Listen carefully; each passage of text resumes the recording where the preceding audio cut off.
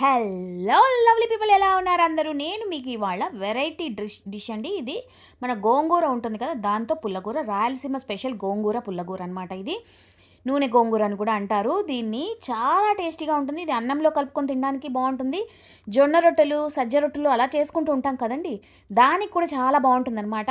గబగబా వీడియోలోకి వెళ్ళిపోదాం. చకచకా చూసేయండి, టకటకా చేసేసుకోండి. సూపర్ అయిన గోంగూర పుల్లగూర ఎలా చేయాలో చూద్దాం. ముందుగా కడాయి వేడి చేసుకుని దాంట్లో ఒక 4 నుంచి 5 చెంచాలు నూనె పోసుకొని, నూనె కొంచెం ఎక్కువే పడుతుంది దీనికి. మనం తర్వాత ఆవాలు, జీలకర్ర వేసుకోవాలి.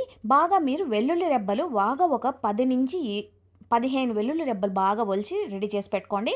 దీంట్లో పచ్చిమిరపకాయ ముక్కలు ఒక 3 పెద్ద పచ్చిమిరపకాయలు తీసుకున్నాను నేను. తర్వాత వెల్లుల్లి రెబ్బలు ఒక 20 దాకా వెల్లుల్లి రెబ్బలు తీసుకున్నాను, అవి దీంట్లో వేసేయండి.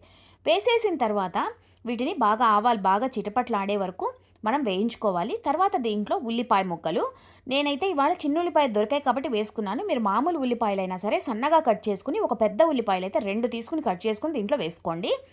ఇప్పుడు నేను చిన్న ఉల్లిపాయలు దొరికాయి కాబట్టి నేను ఒక 20 వరకు చిన్న ఉల్లిపాయలు వేసుకున్నాను.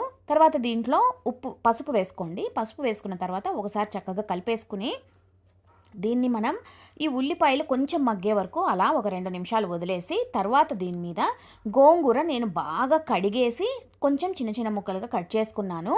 కట్ చేసుకున్న గోంగూరను దీనిపైన వేసేసి మూత పెట్టేయండి. ఇప్పుడు ఆ నూనెలో మనం వేసిన గోంగూర బాగా మగ్గిపోతుంది. చూడండి, ఇలా దగ్గర పడి మగ్గిపోతుంది అనమాట.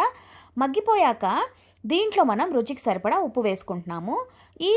దీంట్లో గోంగూరలో మీరు బాగా వెల్లుల్లిపాయలు దండిగా వేయండి, అప్పుడే టేస్ట్ బాగుంటుంది. గోంగూర కూడా ఆల్మోస్ట్ మగ్గిపోయింది. ఇప్పుడు మనం ఉప్పు వేసుకుని మరో 2 నిమిషాలు దీన్ని బాగా మగ్గనిద్దాం. ఇంకా సాఫ్ట్గా ఉడికిపోతుంది అనమాట. మనం వేసిన ఉల్లిపాయలు కూడా చక్కగా వేగిపోయాయి, పచ్చిమిరపకాయలు కూడా బాగా మగ్గిపోయాయి.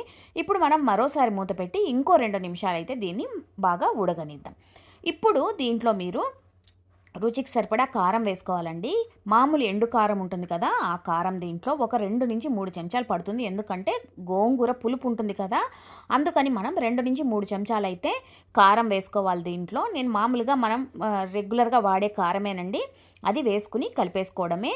దీంట్లో ఏంటంటే ఈ గోంగూర మనం ఇలా చేస్తే 2-3 రోజులైనా కూడా అలాగే చెడిపోకుండా బాగుంటుంది.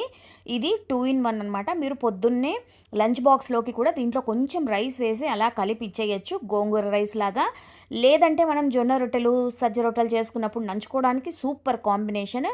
అలాగే అన్నంలో బాగా నెయ్యి వేసుకుని, వేడి వేడి అన్నంలో నెయ్యి వేసుకుని కలుపుకొని తిని చూడండి, అద్భుతంగా ఉంటుంది. ఈ గోంగూర రాయలసీమ స్పెషల్ పుల్లగూర తప్పకుండా ట్రై చేయండి. మీ అందరికీ తప్పకుండా నచ్చుతుంది. ఎలా వచ్చిందో నాకైతే కమెంట్స్ పెట్టండి. వీడియోని లైక్ చేయడం, షేర్ చేయడం మర్చిపోకండి. సబ్స్క్రైబ్ చేసుకోండి. మీరు ఫస్ట్ టైం నా ఛానల్ చూస్తున్నట్టయితే. ఉంటా మీ విజయ్.